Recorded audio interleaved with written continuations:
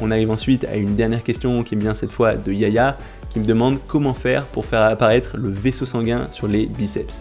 Et en fait, quand il s'agit du côté veineux des muscles, il va y avoir un ensemble de facteurs qui vont jouer là-dessus. Le premier gros facteur, ça va être la génétique. Ça veut dire que génétiquement, il y a des personnes qui verront plus facilement leurs veines que d'autres. Et ça, il n'y a pas grand-chose à y faire. Il y a des gens qui auront du talent sur certains muscles, moins sur d'autres, et tu ne pourras pas forcément jouer là-dessus.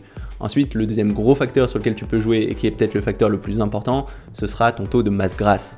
Plus tu seras sec et plus ce sera facile de voir non seulement tes veines, mais aussi tes faisceaux, tes fibres. Et de façon générale, quand tu seras très sec, tu auras forcément des veines qui vont sortir. Donc au niveau des biceps, dès que tu seras un peu sec, ça aura tendance à vite ressortir parce que c'est pas un endroit où la plupart des gens ont tendance à stocker du gras.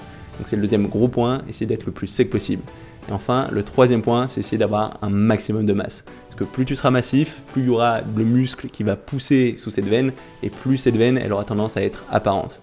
Donc plus tu seras musclé, plus tu seras sec et plus tu verras tes veines. Après il y a une composante génétique, mais ça tu peux rien y faire.